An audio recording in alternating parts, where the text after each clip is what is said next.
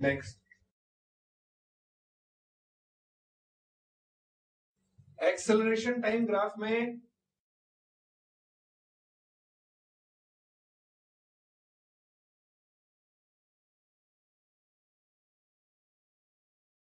हाँ, tell me what will area under the graph represent? Area under the graph. Velocity. Change in velocity. Change in velocity. Delta. In any interval. And what will slope represent? Nothing as we know. Well, nothing which we have defined or we are using. Rate. So it will be the rate of change of acceleration. So if you want to study that, go. Now, यहाँ पे क्या हो रहा है? Acceleration is constant. So suppose I give you acceleration versus time graph. Can you draw a rough velocity time graph from that? Please do that. So this is t is equal to 1 second, 4 seconds,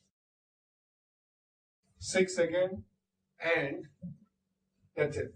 So please draw, and acceleration is 20, 40. Yeah, please draw a rough velocity time graph seeing this graph. 1 to 6 के बीच में. The graph is known to you only between t is equal to 1 to 6. So draw a rough velocity time graph. हाँ Kunal. Sir मेरे को ये समझना है sir कि acceleration यहाँ पर कांस्टेंट हुई फ्रॉम 1 to 4. नहीं, इंक्रीज हो रही है. तो velocity will also be increasing. Velocity तो इसमें भी इंक्रीज होगी, लेकिन यहाँ पे वेलोसिटी पता है कैसे इंक्रीज होगी? कर्व में और उसमें स्ट्रेट लाइन. कर्व क्यों हो रहा है? ऐसे रेट ऑफ एक्सेलरेशन कांस्टेंट लेंगे ना, फिर उसके बाद स्ट्रेट लाइन ऊपर.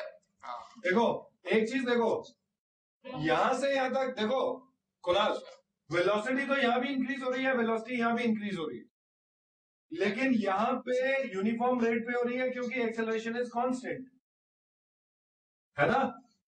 एक्सेलरेशन इज 40 मीटर पर second square. So acceleration constant है, तो कांस्टेंट एक्सेलरेशन तभी आएगी जब slope of velocity time graph is constant. और यहाँ पे स्लोप क्या हो रहा है? यहाँ पे स्लोप ज्यादा है और यहाँ पे स्लोप कम है और यहाँ पे और भी, बिकॉज़ एक्सेलरेशन इज नॉट. हाँ इसका गैप आईटी हो जाएगा. सर हाँ यूनिट्स भी बना सकते हैं. सर कुछ पूछना है सर. वहाँ पे अभी कैसे आपने इसको रेस्ट से बना दिया सर? Sir velocity zero. हाँ वो गलत कर दिया, मतलब we need to take that reference velocity. We will not specified that. You are right, very good Mayank, I like this observation. Good. आज लगता है आपका दिमाग आज प्रॉपर्ली सो के आए हो, दिमाग बहुत अच्छा फंक्शन कर रहा है. अगर ऐसे है तो लेट्स सी, थोड़ा चैलेंजिंग स्टफ करते हैं जिसमें पता चलेगा कितना फंक्शन कर रहा है. रेडी? हाँ, तो so we are doing application of calculus. पहले हमने एप्लीकेशन ऑफ डेरिवेटिव्स आपने किया हुआ है और बहुत ज्यादा मास्टरी करने की अभी जरूरत नहीं है, आपको आइडिया हो जाना चाहिए बस, क्योंकि असली मजा तो फिजिक्स जब करेंगे हार्डकोर तब आएगा आपको. और एप्लीकेशन ऑफ इंटीग्रेशन में वेलोसिटी टाइम ग्राफ ये हुआ. Now we come to integration की एप्लीकेशन इन कैलकुलस बेस्ड जो क्वेश्चंस होते हैं ना. थोड़ा सा और रुक लीजिए. एरिया अंडर द ग्राफ, तो ये भी समझ लीजिए. सपोज कोई भी ग्राफ है, ये y वर्सेस x, और ऐसे मैंने कुछ बोल दिया ये ग्राफ है ऐसे, y is equal to sine x. तो प्लीज टेल मी, ये पॉइंट 0 0, ये पॉइंट पे क्या होगा? x कितना होगा? रेडियंस में है पाई बाई 2. और यहाँ पे y की वैल्यू पाई बाई 2 वो बीच वाला pi by 2. So now if I ask you, मुझे 0 to pi जो ये area enclosed between this sine वाला कर्व, ये वाला एरिया बताइए, x एक्सिस और इसके बीच में जो एरिया है ये बताइए. तो कोशिश कीजिए कैसे फाइंड करेंगे. अच्छा, let us see. All of you please pay attention. देखिएगा how do we do this. क्यों होगा? इंटरेस्टिंग वाला अभी दूंगा, पहले ये करिए. अगर मैं x डिस्टेंस पे जाऊं, किसी जनरल x डिस्टेंस पे जाऊं और वहां पे एक y की ये बनाऊं, तो ये y की वैल्यू कितनी होगी, कोई बताएगा यहाँ पे? अगर x की वैल्यू x है, y की वैल्यू ये होगी. Yes, we know from the graph. और अब अगर मैं यहाँ पे एक dx डिस्टेंस जाऊं थोड़ा सा आगे, and dx is very small, तो ये एक वर्टिकल वैल्यू लूं, तो कैन आई सेफली अज्यूम कि ये जो y की वैल्यू है dx इज टेंडिंग टू 0, तो y की वैल्यू उतनी रहेगी and I can find the area of this strip. Can I do that? Yes sir. भाई y I am assuming it's a continuous function. ये थोड़ी बारीकियां बाद में आप सीखेंगे. अभी समझ लीजिए कि अगर x पोजीशन पे गए तो y की वैल्यू ये है, और वहां पे मैंने एक छोटा सा dx स्ट्रिप ली हॉरिजॉन्टल. तो अब dx ये लेने पे ये जो एरिया है अंडर द ग्राफ, ये area under the graph will be y is the vertical height of this rectangle, और इसको मैं assumption ले रहा हूं. अब अगर मैं ये वाला पोर्शन देखूं एक्चुअली, तो ये मैं एक्स्ट्रा ले रहा हूं. Can you understand this? Yes sir. तो मैं ये, लेकिन dx इतना छोटा है कि ये नेग्लिजिबल सा हो जाएगा, और हमने इस पूरे ग्राफ को ऐसे ब्रेक कर लिया. तो ये जो एरिया आएगा स्ट्रिप में, ये तो आया y dx, और इसको इंटीग्रेट कर दूंगा. इंटीग्रेशन का मतलब है एडिशन, और इंटीग्रेशन का पूरा मतलब है एल्जेब्राइक एडिशन. तो can you integrate vectors? Yes sir, we can integrate different along different directions. हाँ, तो you can't integrate a vector directly if all the vectors are acting in same direction along the same line. Same direction जरूरी नहीं है, इधर और इधर हो सकते हैं, but only then there is algebraic addition. Otherwise there is vector addition. So vectors can be integrated only if you take a component along x-axis of all the vectors, then you can integrate the x component.